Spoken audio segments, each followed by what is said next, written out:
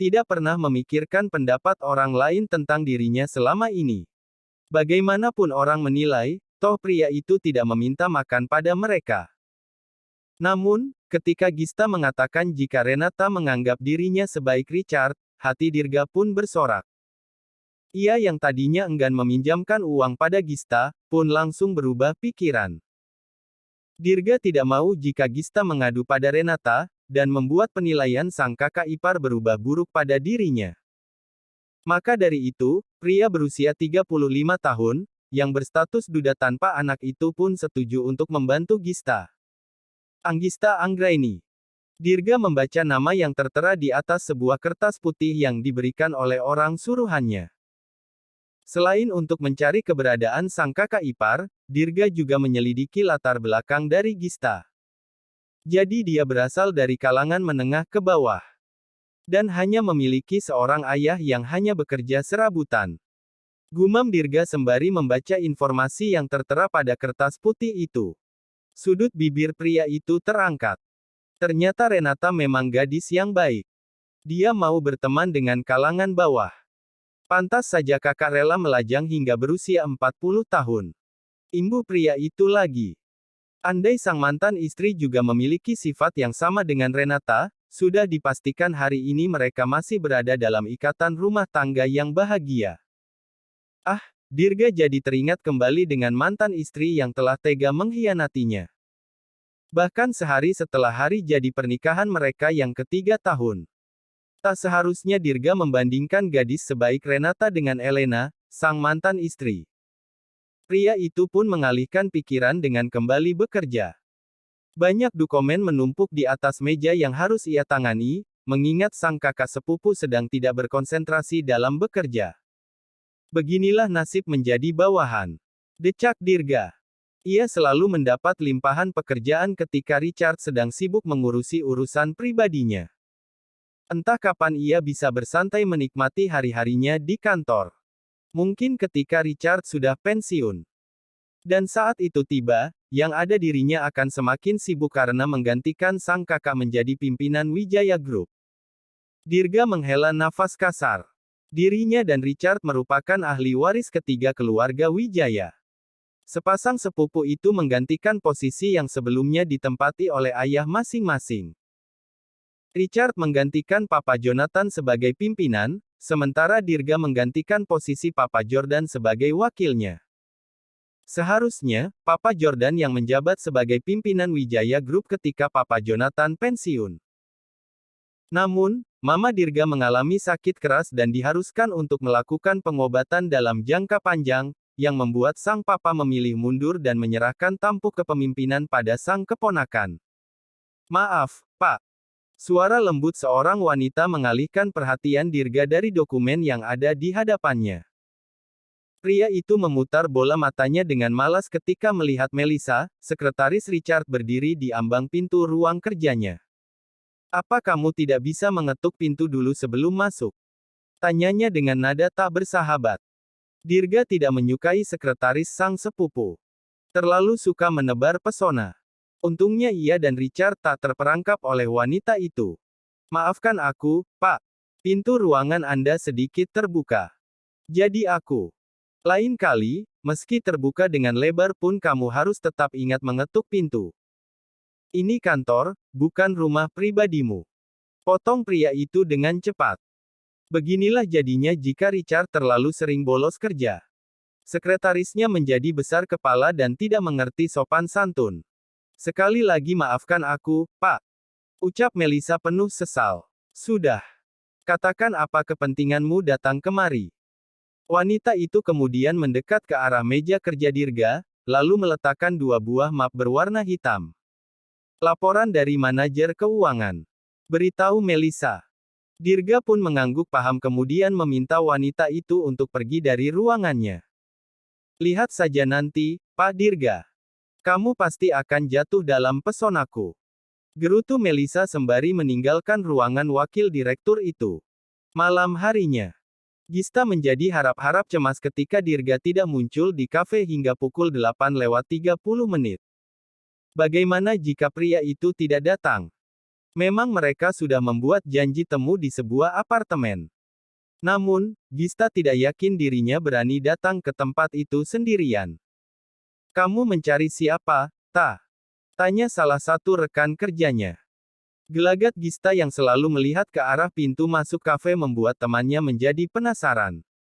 Tidak. Aku hanya memperhatikan pengunjung yang datang. Sepertinya, malam ini tidak seramai biasanya. Kilah gadis itu. Rekan Gista pun mengangguk setuju. Malam ini suasana kafe memang sedikit lengang dari malam-malam sebelumnya. Pukul 9:15, Dirga pun akhirnya datang ke tempat itu. Membuat Gista menghela nafas lega. Ia harus segera mendapatkan pinjaman uang itu. Sebab tadi siang Gista mendapati sang bapak berada di rumah dalam keadaan babak belur karena ulah preman bayaran rentenir itu. 2 jam berlalu. Kafe telah tutup dan semua pekerja pun sudah kembali pulang. Sementara Gista masih berada di tempat parkir tempat itu. Gadis itu memeriksa ponselnya. Saat itu pula sebuah pesan masuk dari Dirga diterimanya. Ikuti mobil saya. Kepala Gista memutar untuk mencari keberadaan mobil mewah milik sang atasan. Ia pun bergegas menaiki sepeda motornya ketika melihat Dirga melaju keluar dari halaman kafe. Menempuh perjalanan selama kurang lebih 20 menit, mobil Dirga pun berbelok memasuki halaman sebuah gedung tinggi menjulang. Gista masih dengan setia membuntuti dengan motor matic asterisnya. Hingga sang atasan memarkirkan kereta besinya di basemen asteris apartemen itu. Tinggalkan helm kamu di sini. Dan jangan lupa kunci motornya. Perintah Dirga sambil berlalu. Gista menurut. Ia kemudian mengekori langkah pria berusia 35 tahun itu masuk ke dalam lift. Hening tercipta di dalam kotak besi berjalan itu. Gista sesekali mengamati papan angka, ke lantai berapa mereka akan berhenti. Ayo. Gista tersentak ketika pintu lift sudah terbuka. Ia dengan cepat mengikuti langkah lebar Dirga. Pria dewasa itu sudah berdiri di depan sebuah unit, kemudian menempelkan kartu pada gagang pintu. Silakan masuk. Pria itu meminta Gista untuk masuk lebih dulu. Ia pun menyusul setelah menutup pintu. Gista tercengang. Baru kali ini ia berada di dalam sebuah apartemen. Ruangan itu, tidak seperti yang pernah ia lihat di media sosial. Namun lebih luas, mewah dan memiliki tangga penghubung ke lantai atas. Mungkin tempat itu adalah apartemen bertipe penthouse. Gista pun menduga dalam hatinya. Sampai kapan kamu akan berdiri di sana?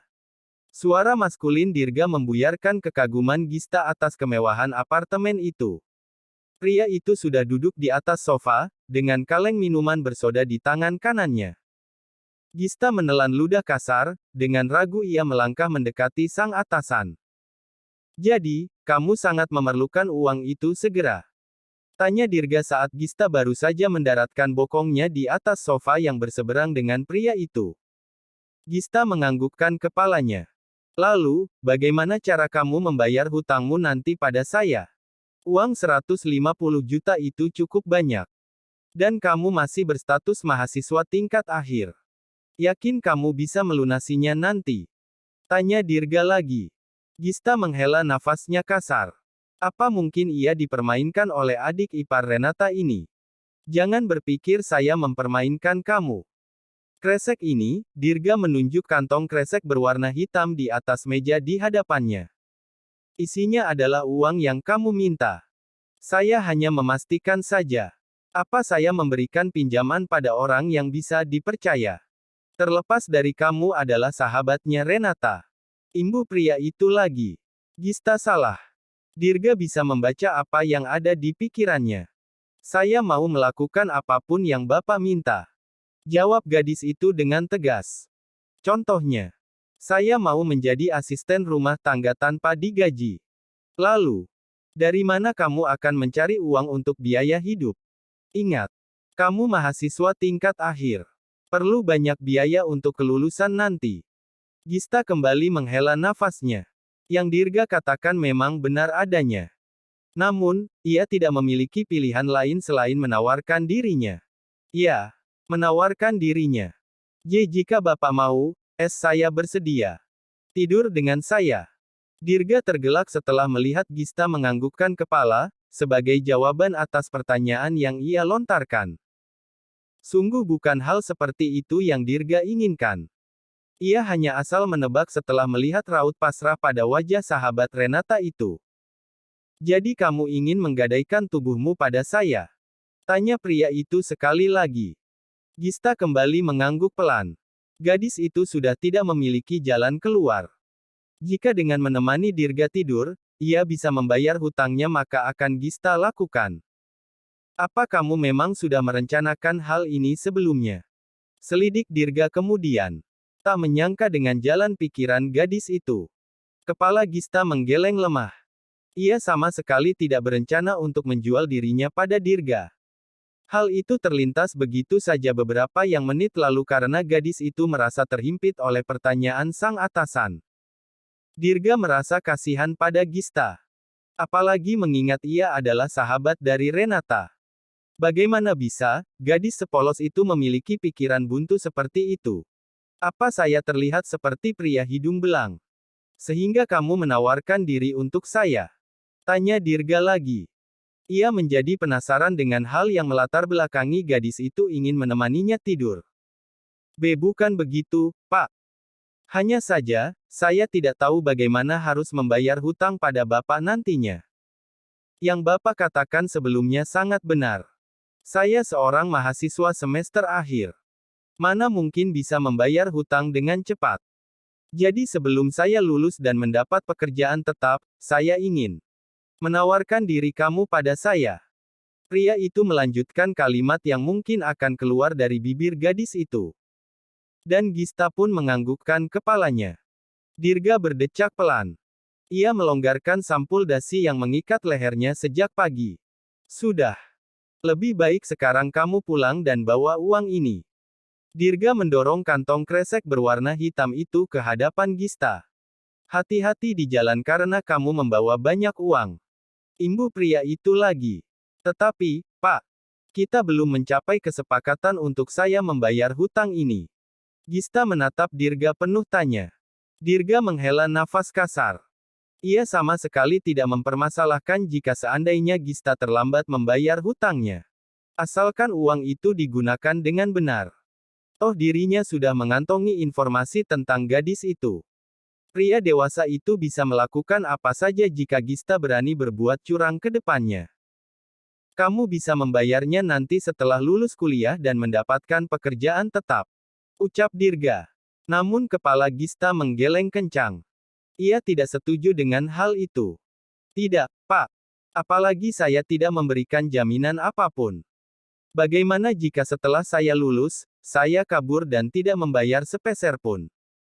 Saya tidak mau hal itu terjadi. Ucap gadis itu. Lalu, saya bersedia menjadi asisten rumah tangga tanpa digaji hingga saya lulus nanti. Setelah itu, saya akan bekerja dan mulai mencicil hutang ini. Tangan gadis itu terulur untuk meraih kantong kresek berisi uang 150 juta itu. Dirga nampak berpikir. Tawaran gadis itu lumayan juga. Daripada ia menyewa layanan kebersihan apartemen setiap minggunya, lebih baik mempekerjakan Gista secara percuma. Lalu bagaimana dengan pekerjaan kamu di kafe? Saya tidak mau kamu mengundurkan diri karena tim kerja saat ini sudah sangat cukup. Ucap pria itu dengan tegas. Saya akan datang kemari setelah pulang dari kampus, Pak. Dan pergi ke kafe pada pukul 4. Jika pekerjaan saya di sini belum selesai, saya akan melanjutkan setelah pulang dari kafe atau keesokan harinya. Setidaknya itu yang bisa Gista lakukan. Ia tidak masalah jika waktu istirahatnya berkurang. Semuanya Gista lakukan demi membayar hutang sang ayah pada rentenir itu. Yang sekarang menjadi hutang dirinya pada sang atasan. Dirga mengangguk setuju. Ia kemudian mengambil sesuatu dari dalam dompetnya. Kartu akses masuk ke apartemen ini. Kamu bisa membawanya karena saya tidak ada di sini saat kamu datang nanti. Kamar saya ada di lantai 2. Kuncinya saya letakkan di sela tanaman hias di atas meja. Jelas pria itu. Bapak percaya sama saya, dan boleh masuk ke dalam kamar Bapak. Tanya Gista tak percaya. Memangnya kenapa? Kamu tidak memiliki niat mencuri, kan? Dan jika itu terjadi, saya pastikan hidup kamu dalam bahaya. Dirga tidak perlu khawatir karena seluruh ruangan di apartemen ini sudah terpasang kamera pengawas. Gista menelan ludahnya dengan kasar, setelah mendengar kalimat syarat ancaman dari bibir pria tampan itu. Dari mana kamu mendapatkan uang sebanyak itu, nak? Tanya sang bapak kepada Gista saat mereka sedang sarapan di rumah kontrakan. Hari ini Gista sengaja libur kuliah untuk bertemu dengan rentenir. Ia ingin urusan sang bapak cepat selesai dan mereka bisa hidup dengan tenang. Bapak tidak perlu tahu dari mana aku mendapatkannya. Yang perlu Bapak ingat, tolong berhenti bermain judi dan jangan meminjam uang lagi. Ucap gadis itu menatap sang bapak dengan tatapan memohon. Tetapi Bapak melakukannya untuk kamu, nak. Bapak ingin melihat kamu memiliki gelar sarjana dan hidup lebih baik dari Bapak. Gista menghela nafas kasar. Ia tahu pria parubaya itu sangat menyayanginya. Hanya saja, dengan cara yang salah. Jika sudah seperti ini, bukannya hidup lebih baik justru menderita memikirkan cara membayar hutang seumur hidup. Kamu tidak melakukan cara kotor untuk mendapatkan uang ini, kan? Tanya sang bapak lagi. Tidak, Pak. Aku bekerja paruh waktu, dan meminjam uang pada atasanku. Untuk sementara hingga aku lulus, aku akan menjadi asisten rumah tangganya tanpa digaji. Jelas gadis itu. Tentu ia tidak mengatakan jika dirinya sempat berpikir melakukan cara kotor untuk membayar hutang itu. Untung saja Dirga orang yang sangat baik. Seperti yang dikatakan oleh Renata. Maafkan Bapak, nak. Karena ulah Bapak, sekarang kamu harus bekerja keras seperti ini. Sungguh Bapak sangat menyesal. Ucap pria parubaya itu sembari meraih tangan sang putri. Semenjak sang istri meninggalkan mereka beberapa tahun silam, demi pria yang lebih kaya, Bapak Gista tidak tahu harus berbuat apa lagi untuk menghidupi putri semata wayang mereka. Segala macam pekerjaan serabutan sudah dilakukan. Namun semuanya masih saja kurang. Semakin tahun, biaya hidup semakin mahal. Sementara upah yang ia dapatkan tidak pernah bertambah. Dan ketika seorang teman menawari permainan haram, Bapak pun tergiur mengikutinya. Hingga mengambil pinjaman pada seorang rentenir. Beberapa kali menang, membuat pria parubaya itu terbawa arus hingga tanpa sadar hutangnya semakin menumpuk. Semuanya sudah terlanjur, Pak. Untuk kedepannya, aku mungkin tidak bisa selalu ada di rumah. Jadi aku mohon, tolong jaga diri Bapak dengan baik. Gista balas menggenggam tangan sang bapak. Pria parubaya itu menganggukkan kepalanya. Kamu juga. Jaga dirimu dengan baik, nak. Maafkan Bapak yang tidak bisa menjadi ayah yang baik untuk kamu.